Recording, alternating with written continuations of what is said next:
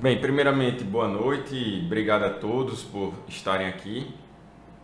Gostaria de dizer que a gente começa hoje, acho que uma nova fase, né? Porque a gente conseguiu isso de estar ampliando, tá continuando, né? Dando essa educação continuada ainda mais nessa época de quarentena, Covid e etc. Que eu sei que por mais que existam muitas lives, às vezes a gente fica até com dificuldade de saber qual conteúdo vai acompanhar. E eu já deixo bem claro aqui, não tem obrigatoriedade de você ter que acompanhar todos os conteúdos. O negócio do certificado é porque alguns pediram, a gente consegue enquanto empresa também de curso, mas eu também não posso dar certificado assim por dar, né? Então, eu espero que o motivo para o qual você que está aqui hoje nos acompanhando seja porque quer ampliar conhecimento. Esse é o principal motivo. Eu acho que acredito que não precisa nem estar me apresentando, porque quem me segue no Instagram geralmente já sabe um pouquinho da história, senão veja lá um videozinho que a gente tem sobre isso. Então vamos lá para o assunto propriamente dito, que é controle da resposta inflamatória em odontologia.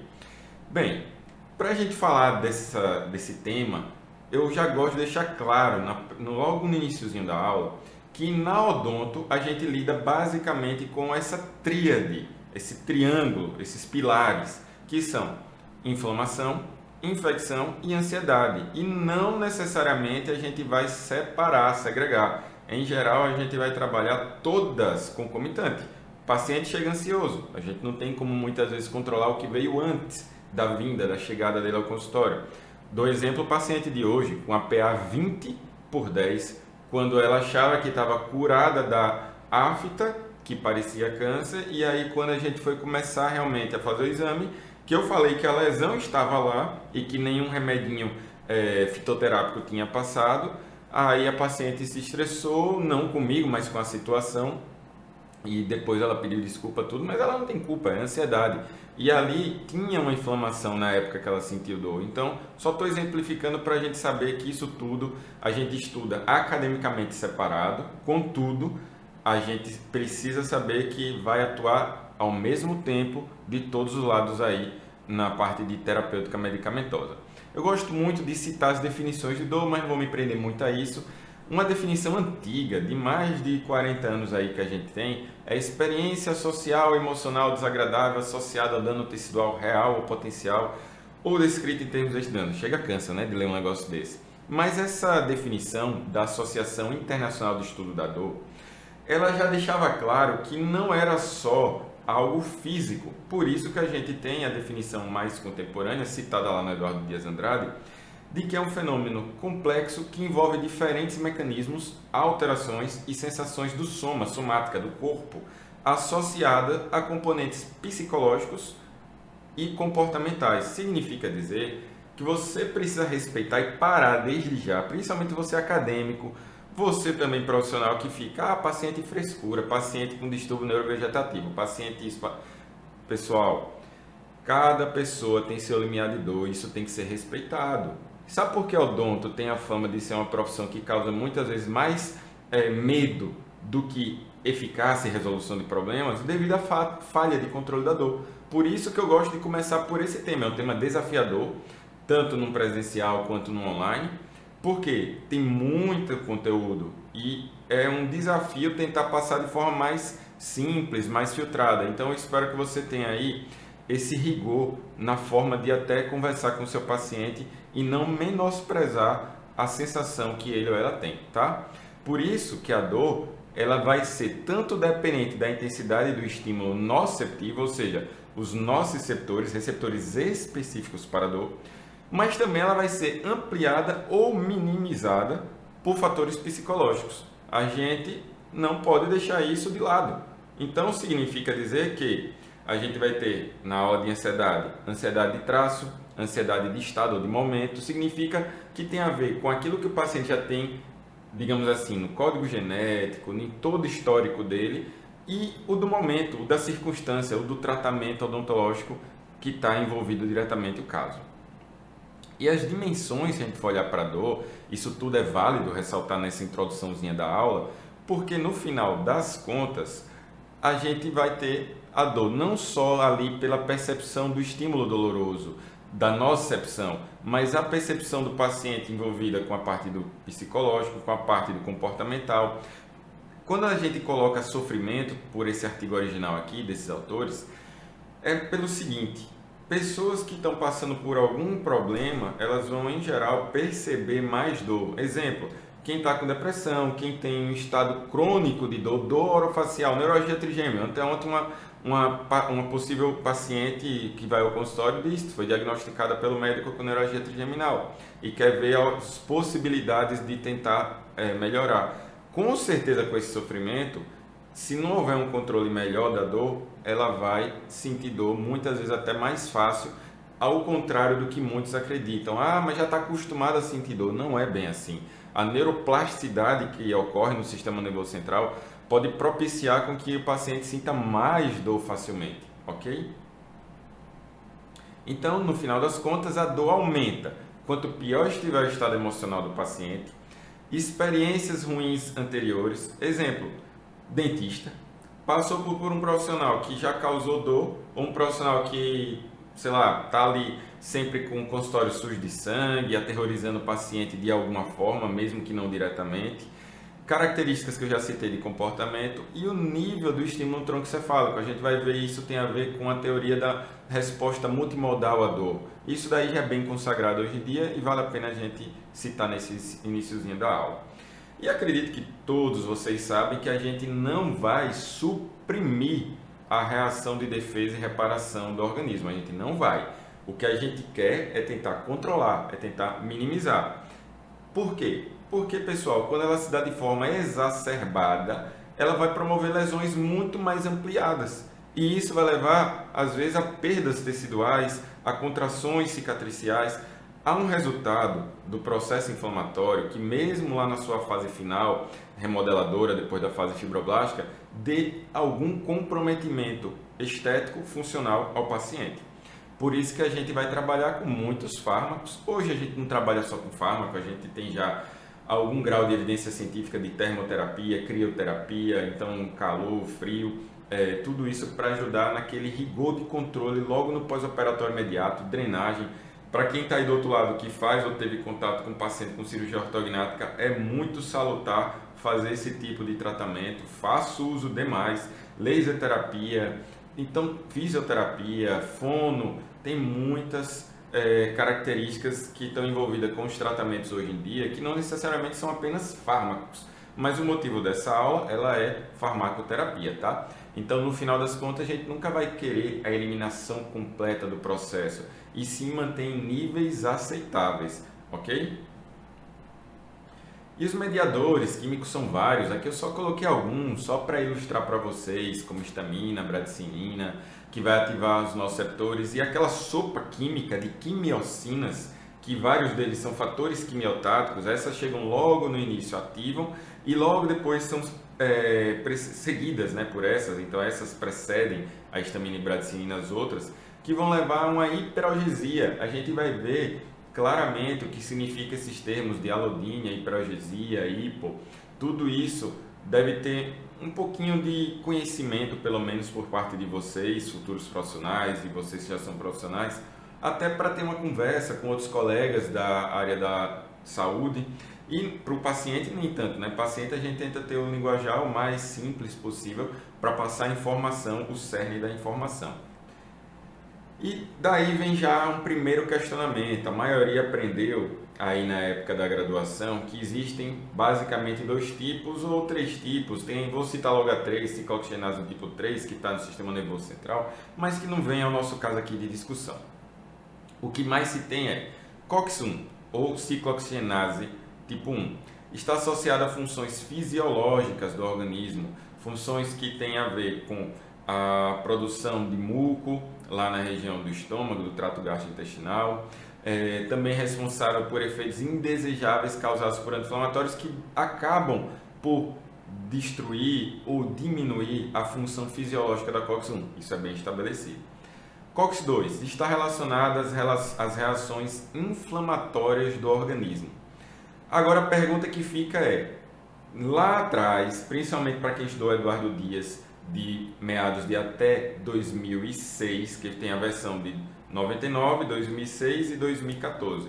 Quem estudou a versão 2006 para trás, lá foi lido que a ciclooxigenase 2 ela é responsável por efeitos requeridos a um anti-inflamatório. Mas a pergunta que fica é, será mesmo que hoje isso é verdade? Será que então aquelas medicações chamadas de coxibes, que atuavam mais exclusivamente na 2, elas eram a melhor resposta para controle da dor, do edema e da inflamação? Já respondo desde agora o início que não mais. Tanto é, para quem tiver aí pelo menos uns 10, 12 anos de formatura, viu várias medicações serem removidas do mercado. Eu lembro bem que eu cheguei a fazer pesquisa com algumas delas e tive que rasgar a pesquisa. Uma delas eu ainda mandei para uma revista como a que foi a Craniomaxilofacial Surgery, que é uma das melhores do planeta na área da cirurgia bucomaxilofacial. Já tive a oportunidade de publicar lá 6 vezes. E eu tomei uma puxada de orelha mega do editor, porque ele disse, como é que você quer publicar uma medicação que foi removida do mercado? Você acha que a gente é o quê? Então, eu pedi respeitosamente desculpa e dali em diante, ali eu era recém-especialista em cirurgia, estava no início do mestrado, ali eu aprendi que, uma vez removida a droga, esqueça, dificilmente a gente vai ter a oportunidade de trabalhar com ela, a não ser que ela seja removida, como a gente também vai ver no decorrer dessa aula, apenas de alguns países, tá? Então, todo mundo conhece isso aqui, aquela escalazinha, a cascatazinha de reação dos anti-inflamatórios, que são também os não esteroidais, como os esteroidais, que vão agir aqui na fosfolipase A2, em que a gente vai ter a destruição, a exposição dos fosfolipídios de membrana, a atuação aqui, a conversão em ácido araquidônico, que depois vai ter a atuação da ciclooxigenase, gerando aí as prostaglandinas na via da lipoxigenase, os leucotrienos.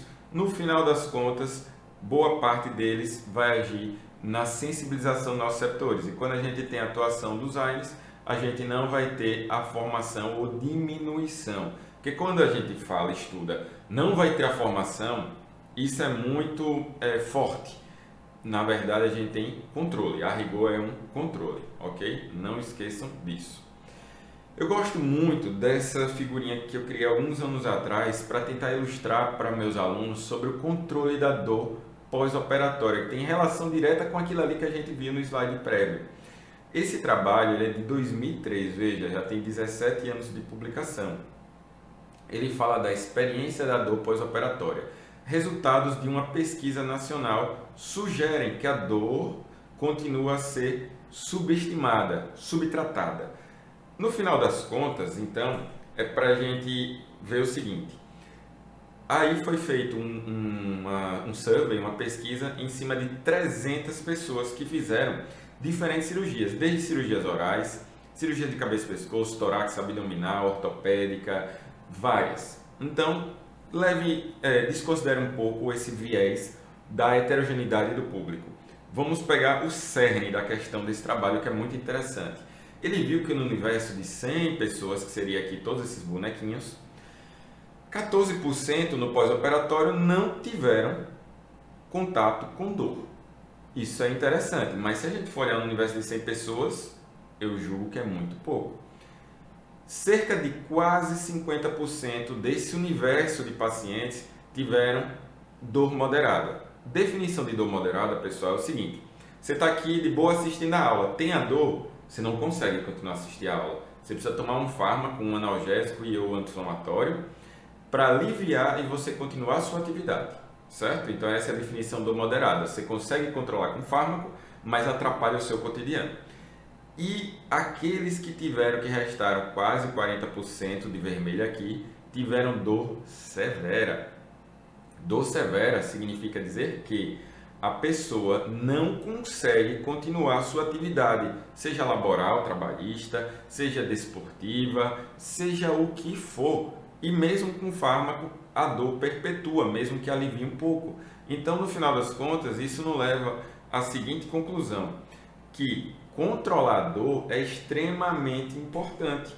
Por quê? Vamos lá, na odonto isso não é tão comum quanto na medicina, porque a gente tem processos infecciosos ou inflamatórios mais agudos, em que, em geral, quando a gente trata o dente e ou periodonto ou tudo junto, a gente consegue controlar bem. Mas, às vezes, a gente tem casos como a disfunção temporomandibular, dor orofacial, que nem sempre a gente consegue de primeira já resolver esses problemas. Às vezes, na verdade, demora um tempo até a gente ter um controle mais adequado da doença. E esses pacientes, eles costumam ter reabilitações prejudicadas. Pare para pensar, um paciente com dor crônica, você acha que ele vai ficar facilmente no trabalho? Eu tenho vários casos no consultório que tenham operado ATM até o momento que operaram, ou antes, ou que nem fizeram cirurgia, estão só no tratamento conservador, e que por conta disso não conseguem ter sua atividade de trabalho adequada, porque vive à base de fármaco. E com o passar do tempo, isso vai levar provavelmente a alterações tanto gastrointestinais, quanto também hepáticas e renais. E a gente tem que tomar cuidado com isso.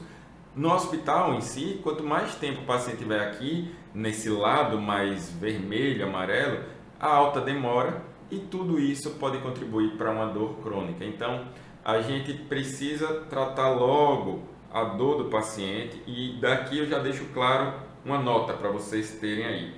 Parar com aquele negócio de tomar remédio só em caso de dor. Se você interferiu ali na solução, na continuidade tecidual, ou seja, se você infligiu algum grau de trauma, mesmo que cirúrgico, por via de regra, vai acontecer um processo inflamatório que vai ter nociceptores ativados. Então, controle o processo do paciente. É tão chato quando a gente fica pegando pacientes, principalmente no curso, pacientes mais humildes do ponto de vista socioeconômico, e eles relatam que, poxa doutor, eu senti dor da última vez que eu fiz cirurgia no lugar tal, e aqui eu fiz e não senti.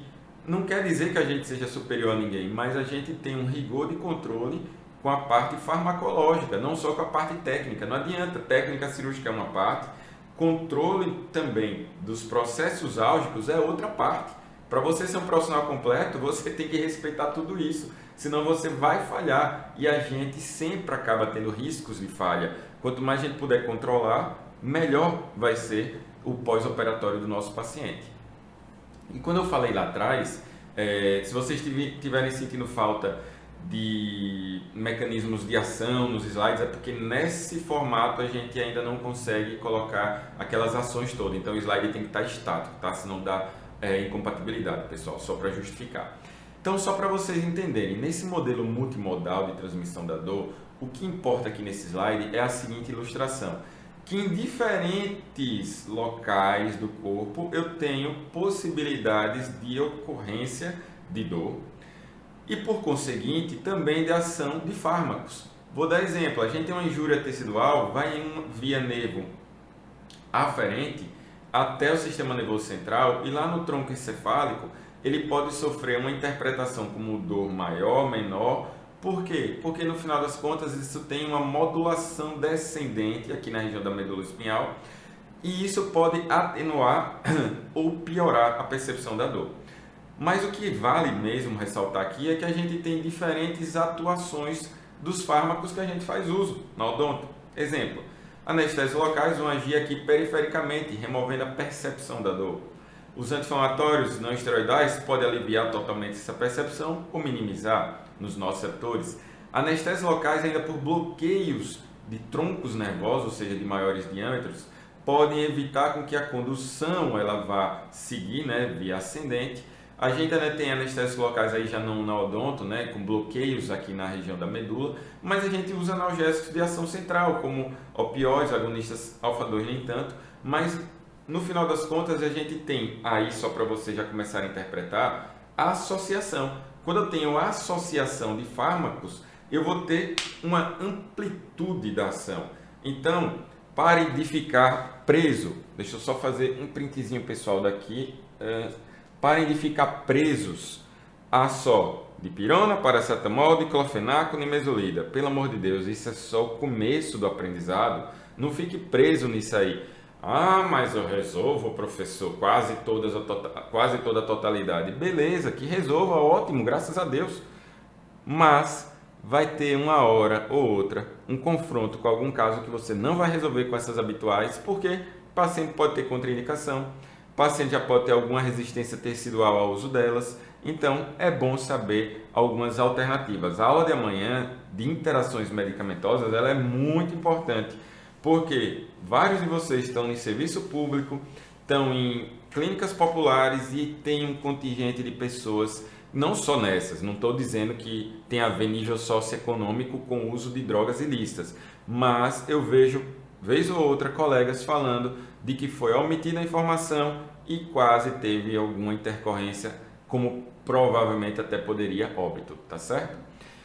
Um outro detalhezinho que também é muito importante saber são as definições. Isso cai muito em prova de residência e cai muito também em prova de concurso de prefeitura, que tem a ver com o seguinte, com o fato de que a gente vai definir se a gente está usando a medicação, e quando o regime fala analgésico, não fique ao pé da letra de analgésico.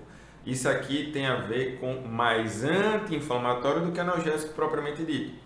Muito no passado se pensava que se a gente usasse uma medicação antes de fazer a cirurgia, resolvia e só bastava tomar ela. Isso já caiu por terra. Analgesia preventiva é depois que a gente já inflige alguma lesão tecidual, passa o remédio após e vai continuar no pós-operatório. E a perioperatória é antes de começar o procedimento e vai perpetuar no depois. Hoje, pessoal, aqui eu faço uso dessa terceira. Se vocês forem para artigos internacionais, eles não usam mais tanto esse termo de preemptive analgesic, nem tanto o perioperatório. Eles usam o preventivo.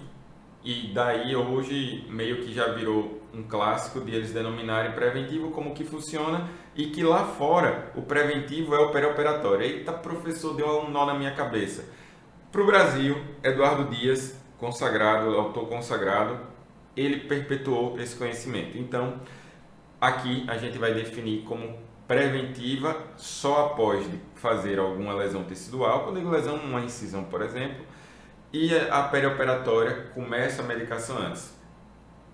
Via de regra, não posso dizer que é uma regra, mas eu já fiz estudos usando antes, depois, antes e depois, e o que eu mais obtive eficácia dos fármacos avaliados foi na perioperatória. Hoje, no meu dia a dia, quando posso, eu faço perioperatória. Quando eu digo quando posso, que às vezes o paciente chega no dia e faz o procedimento e eu não tive uma oportunidade de começar o fármaco tão antes. Posso até já entregar no consultório. No consultório, para quando a gente for ter aula de emergências, eu vou tirar foto lá da minha caixinha, se bem que hoje eu olhei lá que já tinha algumas medicações fora da validade, mas isso é bom, né? Significa que eu não precisei usar. E eu vou tirar para complementar a aula, porque vale a pena nessa aula que a gente ainda vai ter de emergências, que possivelmente vai ser uma das aulas de tanto que já pediram, vocês têm que saber todos os fármacos que precisam ter no consultório, tá? Então não perca essa aula, vou dar semana que vem. Porque muitos ficam me perguntando aqui no Instagram, professor, eu quero saber qual remédio que eu tenho que ter no consultório. Gente, tem que ter vários. Analgésico, quando a gente for ter uma aula, se for ter uma aula disso, vocês vão ver que a gente não pode ter só 2, como a maioria estuda. No mínimo tem que ter 3. Lá no consultório tem 4 opções. Mas na aula que cabe esse conhecimento a gente discute. Um grande detalhe é saber quanto tempo eu vou usar a AINE. Esse slide eu gosto de repetir ele 2 vezes, no iniciozinho mais da aula e ao final da aula, ou seja, na parte 2. Por quê? Vocês precisam saber quanto tempo vai durar o tratamento. Quando eu digo quanto tempo vai durar o tratamento, é saber por que está prescrevendo. Qual a grande falha do dentista? Pega aquela receita de bolo e não procura o porquê. Vamos lá. Em geral, os processos infecto-inflamatórios, vamos na verdade usar só inflamatórios, não é aula de infecção aqui. Os processos inflamatórios, eles têm uma capacidade, quando está envolvido com odontalgias, dente, exodontias, a parte periodontal, de causar dor em torno de 24 horas. E o pico da dor varia de estudo para estudo. Aqui está a observação do Andrade e do meu mestrado, que eu fiz esse tipo de análise. E a gente encontrou na publicação lá do Journal of American Dental Association que ficava entre 4 e 6 horas. Estou mais ou menos dentro do pico da maior média da literatura. Em outras palavras, quando a gente fala pico da dor, é para que você compreenda o seguinte: aquele pacientezinho que você mandou para casa para não tomar nada, falando, só tome se doer. Pessoal, manda tomar pelo menos no primeiro dia. Várias vezes eu faço isso, eu também não gosto de exagerar em fármaco, eu mesmo não gosto de estar tomando. E daí você vai evitar que o paciente experimente dor. É a melhor fase, é o melhor momento. e principalmente nas 6 a primeiras 8 horas. É o principal momento que você não pode deixar o paciente sentir dor, entendeu? Então vocês vão fazer desse jeito. Idealmente, vocês vão prescrever respeitando que a dor vai durar em torno de 24 horas. Professor, em uma cirurgia maior, um dente incluso mais pancada, aí você estica, mas em geral, você não vai precisar passar de 2 a 3 dias com os fármacos anti-inflamatórios e nem os analgésicos, a não ser que seja um processo que justifique. Vamos lá, vou falar com cirurgia ortognática e ATM, vou logo lá para o extremo da bucomaxila.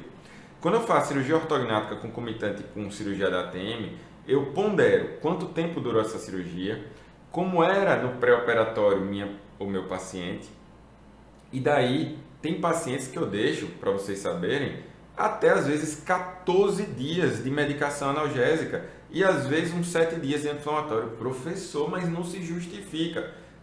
Justifica. Não para a odontologia tradicional de ambulatório.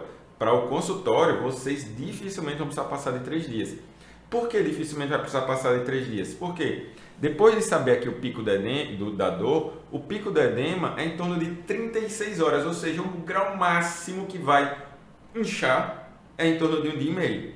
Então, se é 1 dia e meio, vamos fazer o seguinte, se a dor ela, em geral dura 1 dia e o edema 1 dia e meio, vamos dobrar para que a gente deixe o paciente livre de não ter um tratamento adequado para dor e edema. Então eu vou deixar o paciente com 2 a 3 dias, em geral 3 dias, a depender de cirurgias um pouquinho mais amplas, para que ele ou ela não tenha esse tipo de problema. Porque vejam como vertiginosamente isso cai ao longo do tempo. Em 48 horas, aquela dor que era quase 2, o score, a nota, estava menos da metade.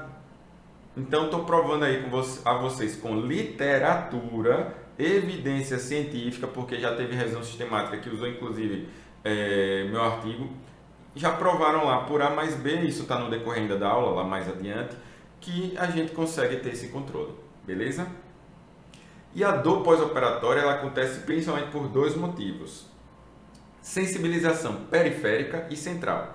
Periférica significa dizer o seguinte: nessa área aqui que a gente inflige a cirurgia, que causa incisão, rebatimento de retalho, osteotomia, odontosecção, etc., essa área toda vai virar uma sopa química de quimiocinas que vão servir tanto para ativar nossos receptores, quanto também de fatores quimiotáticos para a ocorrência lá da tração, de trazer para a área células inflamatórias que vão atravessar os vasos sanguíneos através da diapedese e esses leucócitos vão atingir aquela área ali, causando então uma exacerbação do processo inflamatório, desde que não controlado adequadamente. Essa é a periférica. A central é porque a gente já tem a informação lá no tronco nervoso encefálico de que essa área teve algum grau de lesão. E é por isso que a gente precisa estudar aqui o gráfico da intensidade da dor versus a intensidade do estímulo. Em geral, se a gente aperta aqui, não sente dor, concorda? Então, para sentir dor vai precisar pegar a unha, um alfinete, dar uma pancada. Significa dizer que até mais ou menos aqui, vamos supor que aqui fosse 0 e aqui 10. Até a intensidade de um estímulo 10, eu não tenho dor. Então, essa é a resposta em S normal. Significa dizer que estou dando um beliscão aqui em mim mesmo. Está muito pequeno. Se eu apertar, eu vou sentir dor. Então, aí, um dado momento, meu estímulo está mais amplo e ele causa lesão tecidual real e por isso o organismo interpreta como dor. Só que o que acontece quando a gente tem um procedimento cirúrgico é o seguinte: o procedimento cirúrgico ou um procedimento não cirúrgico, né, que cause algum grau de lesão, ele vai levar o paciente a ter esse gráfico do lado direito aqui da tela para o lado esquerdo. Então, vai deixar mais precoce o gráfico. Significa dizer que lá em 0 até 10, o que não causava dor ao paciente vai passar a causar. Isso usa o termo científico de alodínia. Tá? Alodínia é toda vez que um estímulo que antes não causava dor, vou dar exemplo. Quem aí tirou o siso recente, ou fez uma cirurgia recente, ou tomou uma pancada, se você palpar sua região, você sente dor.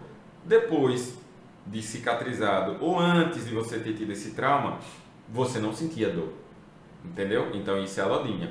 E o que é hiperalgesia? Hiperalgesia é o seguinte: aquele estímulo que antes causava uma dor mínima iniciante passa a causar uma dor mais ampla. Então, por conta disso, a gente também tem o estado de hiperalgesia. Então, no final das contas, a função de todos esses fármacos é livrar a gente desse estágio de hiperalgesia. É isso que a gente almeja com eles, entenderam? Porque no final das contas, a gente quer deixar o paciente o máximo possível próximo à resposta normal da dor. Para isso, preciso de auxílio. E o auxílio se chama farmacoterapia adequada.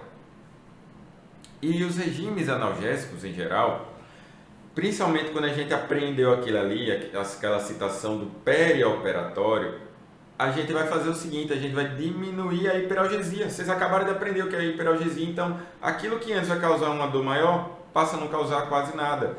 Aquilo que podia causar uma dor pode não causar ou causá-la bem diminuta. E sabe o que é que acontece quando a gente passa a usar remédio antes e só no pós logo por pouco tempo? Aquele 2 a 3 dias, começando antes da cirurgia, 1 hora, 2 horas antes, ou a depender se tem um processo instalado 1 ou 2 dias antes, a gente vai diminuir o consumo global de analgésico.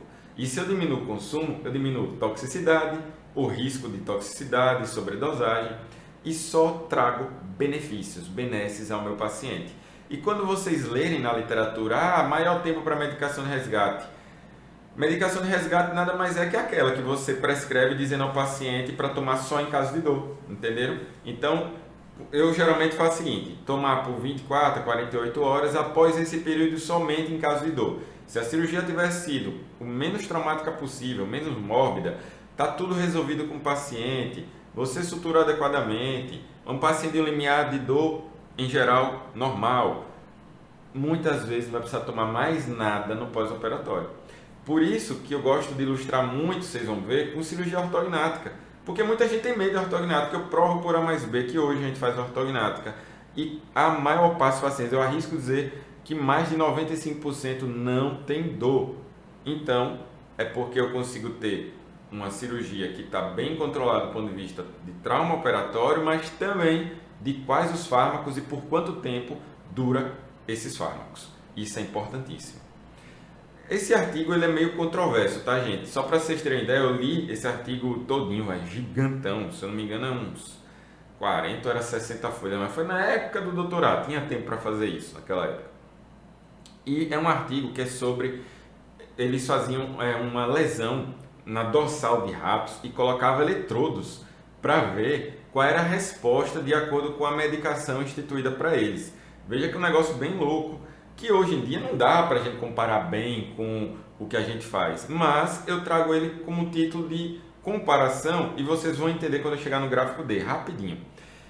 Quando a gente tem um impulso cirúrgico e pós-operatório, as áreas ao redor ficam hipersensíveis, tá? Essa hipersensibilidade entenda como aquela sensibilização periférica e a nocicepção é na área operada.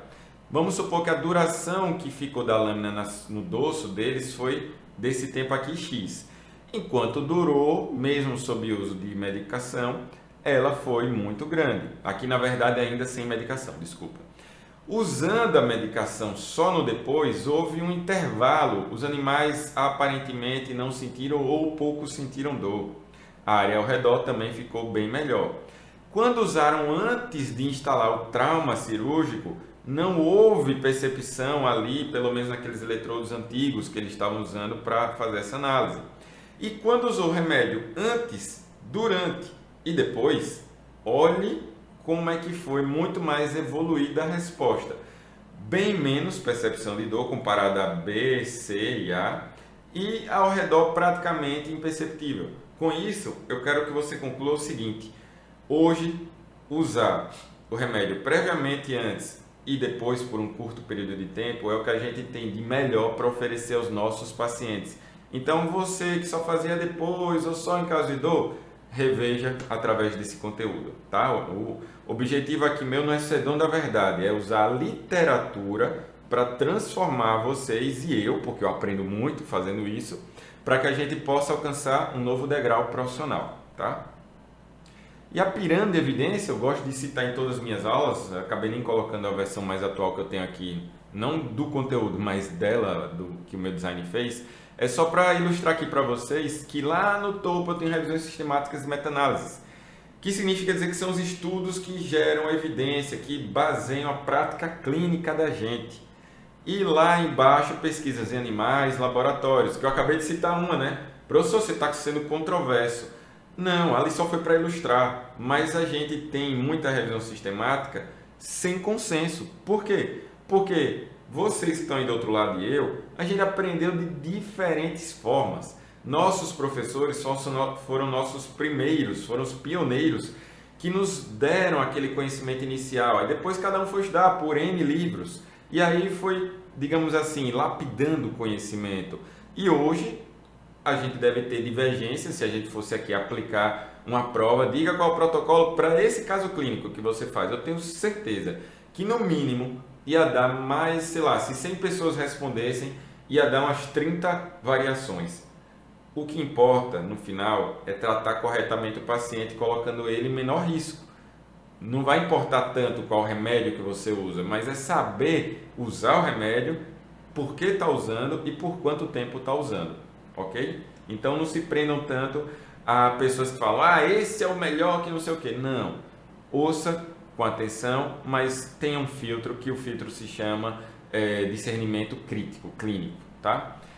E a gente falou alguns slides atrás sobre tratamento multimodal. Para quem não está lembrado, foi aquele que vai lá da região periférica até o tronco nervoso encefálico, tá? Lá no córtex cerebral. No final das contas, eu só quero que vocês entendam o seguinte. Quando eu associo remédios, vamos supor, analgésico periférico, como uma dipirona, junto com um opioide, junto com anti-inflamatório não esteroidal, eu vou aumentar muito o limiar de nocicepção, ou seja, o paciente vai diminuir a percepção de dor. Quando eu aumento o limiar de dor, eu menos percebo dor. Quando eu diminuo o limiar de dor, eu mais fácil percebo dor. Cuidado para não confundir isso, porque eu via muito aluno que confundia quando eu era professor da graduação. Também tem a possibilidade de bloquear ou diminuir a ativação, então pode até ser tão contundente contra a dor que não sente. E no final das contas, esse sinergismo de drogas permite que a gente tenha uma potência maior com diminuição de efeitos adversos. Essa diminuição de efeitos adversos tem relação direta que, na associação de fármacos, eu uso menor quantidade.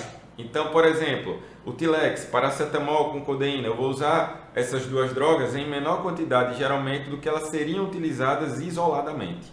Deu para compreender, né? Aqui um dos trabalhos, de vários aí que eu tenho, nem coloquei os mais atuais, como eu disse a você, estava editando a aula, e percebi agora que não coloquei o ano desse, mas esse aqui foi publicado em 2012, eu estava ainda no doutorado. Uma das maiores revistas do planeta que a gente tem da minha área de cirurgia, da área que eu trabalho, é essa daqui. E a gente fez uma comparação do tramadol com a Dexa e dele com o diclofenaco. E vimos que, nesse caso aqui, com a dexametasona, que é um corticoide com um analgésico de ação central, foi superior a um periférico. Em geral, vocês vão ver ainda na parte 2 da aula, semana que vem, que não dá tempo de fazer isso hoje, só se a gente fosse até meia-noite, a gente vai ter o seguinte, o diclofenaco aqui, ele até é melhor para controle da dor pós-operatória do que o Dexa, só que eu estou associando com tramadol, e aí com isso aqui eu consegui potencializar. É uma regra? Não. Por isso que a gente estudou, para tentar desvendar para terceiro molar, que o objetivo foi exodontia de terceiro molar, qual era a melhor associação. Pode ser que para uma cirurgia de punho seja outra, para a cirurgia de abdômen seja outra. Então não existe uma verdade absoluta para dizer que sempre vai ser desse jeito, certo? Aqui um outro trabalho, nesse foi o meu mestrado, não deu o resultado que a gente almejava. Eu usei um benzodiazepina, usei um relaxante muscular, Miozan, o nome comercial mais famoso, que é a ciclobenzaprina. A gente associou para ver o quê? Se melhorava junto com corticoide, com anti-inflamatório não esteroidal, com analgésico e, além disso, anestésico no momento da cirurgia, se a gente melhorava o pós-operatório do paciente. Deu uma melhorada leve. Esse gráfico aqui é só para dizer que os pacientes usaram menos remédio, menos analgésico. Mas esse menos foi tão pouquinho que não houve significância estatística. Então não justifica que eu passe mais um remédio para meus pacientes. Estou falando disso porque de vez em quando eu vejo um colega ou outro que fala, eu gosto de passar esse remédio, que é tiro e queda, é mais forte porque eu não quero ter trabalho com o paciente.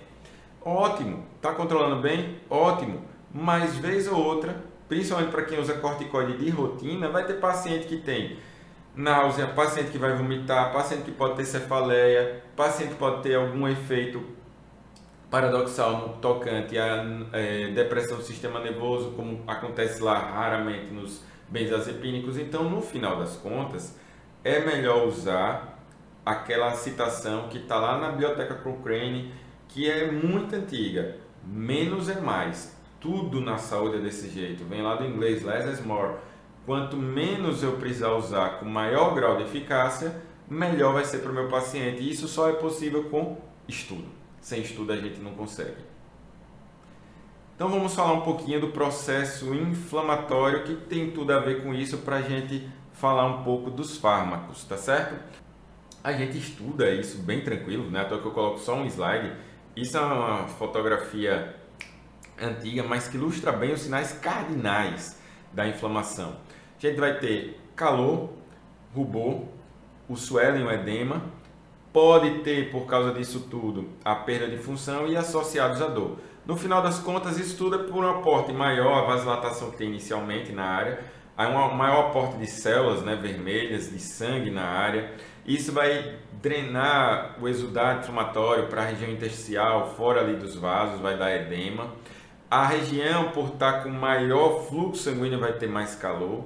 E a região vai estar também com ativação dos receptores, como eu disse a vocês, aquelas quimiocinas todas, podendo levar a dor. E a depender da localidade e da amplitude do processo inflamatório, a gente pode ter perda de função.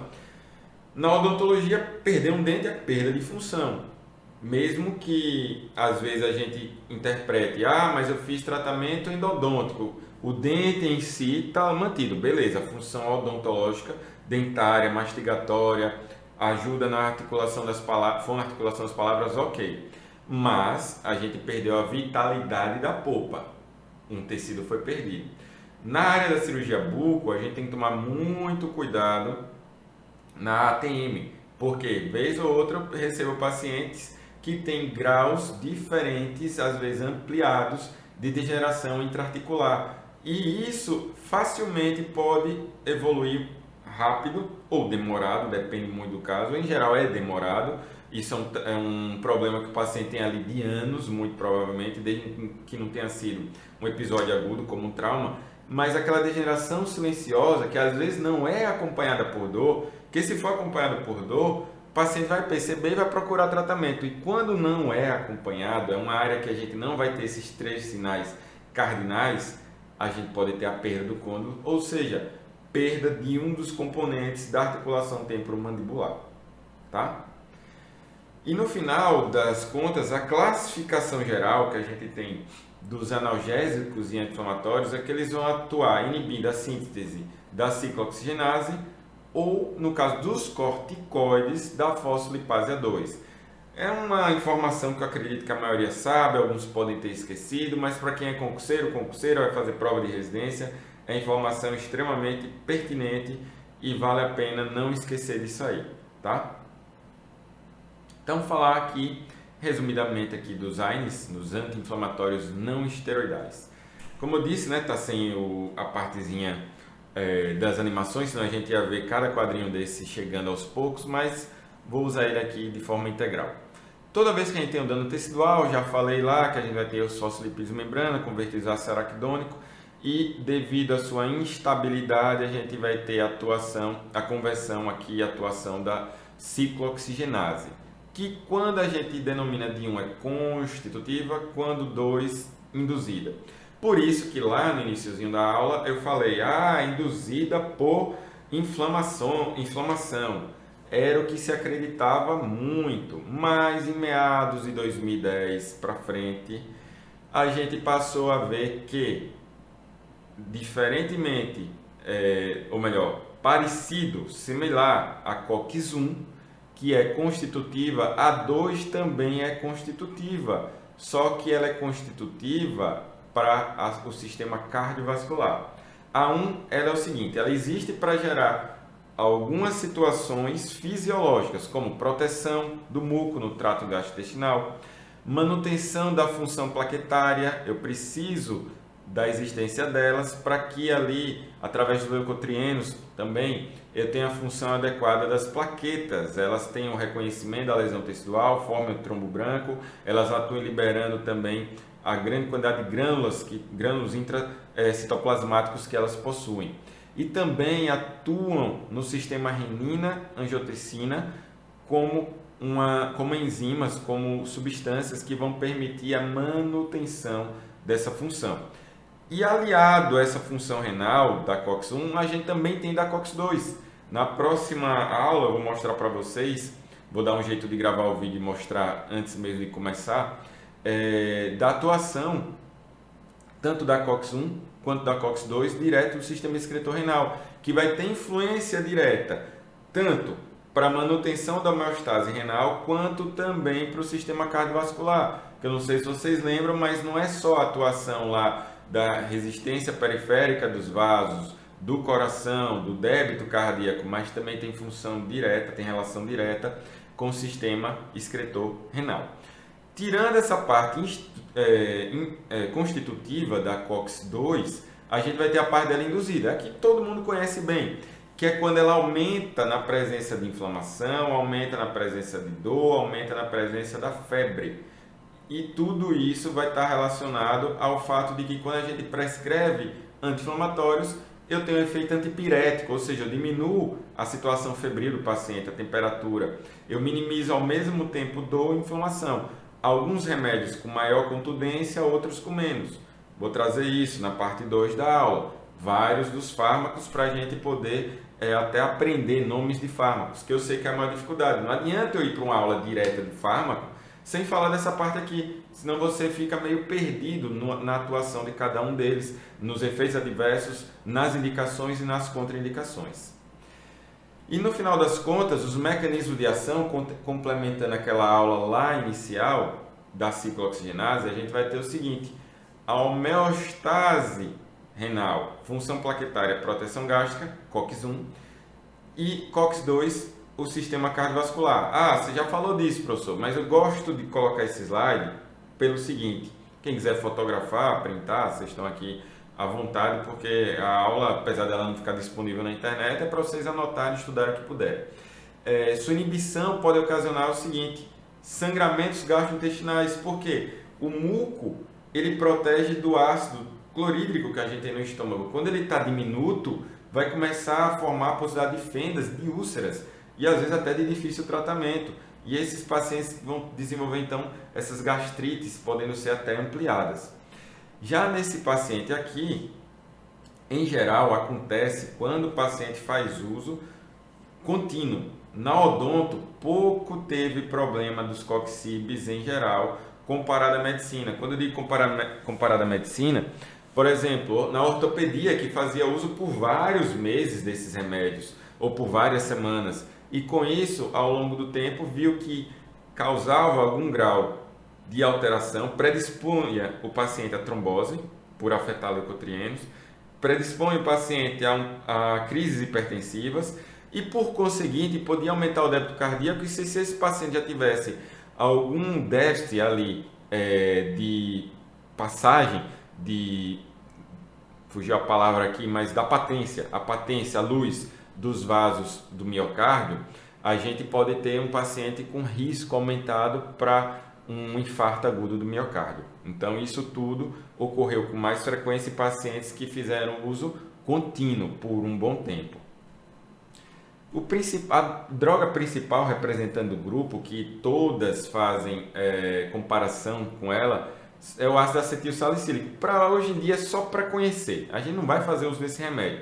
Para vocês terem ideia, em geral ele ainda é usado por boa parte dos médicos como um antiagregante plaquetário, né, para controle ali de pacientes que têm um risco pequeno para episódios tromboembólicos. E vejam que para ele causar inibição plaquetária, para ser usado, ele deveria ter um uso aí de 40 a 100. Deveria não, tem uso. Mas para uso analgésico é muito maior, é 500 a 650, ou seja, 5 a quase 7 vezes. não tem necessidade nenhuma de usar um fármaco desse, mas como ainda cai, às vezes em prova, é bom vocês conhecerem. E no final das contas, o que importa é isso aqui, a inibição seletiva da COX-1 e COX-2 vai fazer o seguinte: se eu inibo a 1 com os fármacos, como por exemplo ibuprofeno, se for um paciente que tem já alguma lesão no estômago, eu vou aumentar o risco dessa piora, então eu vou evitar. E no paciente que faz uso de uma COX-2, um seletivo, um preferencial, seja nimesulida ou seja, por exemplo, a Arcoxia, que já saiu do mercado as maiores, como a de 120, eu vou ter menos efeito no trato gastrointestinal, mas eu tenho risco para pacientes que têm histórico de doenças cardiovasculares, hipertensão e trombose. Então, no final das contas, é o seguinte: a minha indicação primária hoje para esse tipo de fármaco, Coxib, é para paciente que tem alguma alteração gastrointestinal. Se não der para você usar corticoide, tá? Que é ainda aí mais o pulo do gato que a gente vai ver na parte 2 da aula. Então, exemplos aí que não são seletivos, a gente tem diclofenaco, o Postan, eu vejo muita aluna minha que tomava, colegas, em épocas aí de cólica. O ibuprofeno, que é pela FDA a droga hoje, digamos assim, de entrada do grupo, o piroxicam, tem vários. E na era dos coxibes, no final das contas, a gente achava o seguinte, que eles tinham alta eficácia e baixa toxicidade. E com o passar do tempo foi que a gente viu esses 3 probleminhas.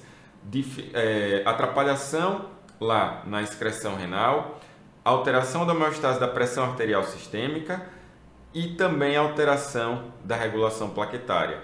E no final das contas, a COX-1 tem algum grau de atuação, a gente já viu, na inflamação, e a COX-2 não é só processo induzido, patológico, é também constitutivo, ou seja, COX-1 e COX-2 elas são fisiológicas, só que a 2 tem uma grande participação patológica na inflamação e a 1 tem uma participação mínima.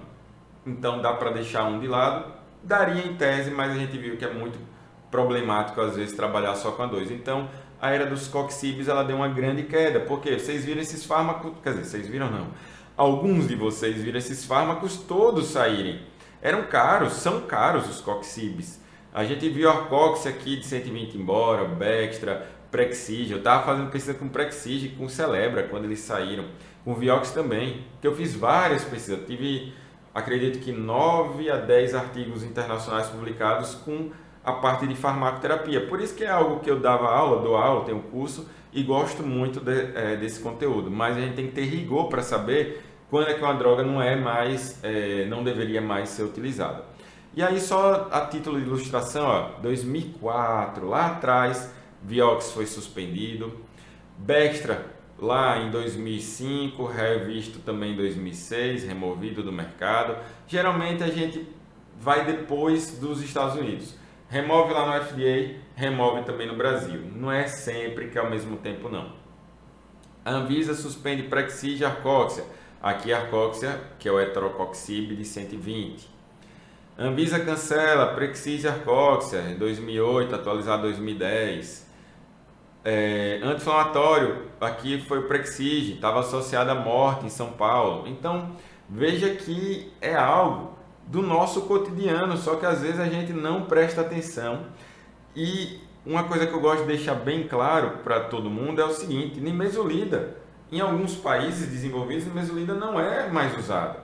E no Brasil é a droga que eu consideraria como a primeira indicação em muitas unidades básicas de saúde. Me corrijam se eu estiver errado, porque algumas vezes eu já fiz treinamentos.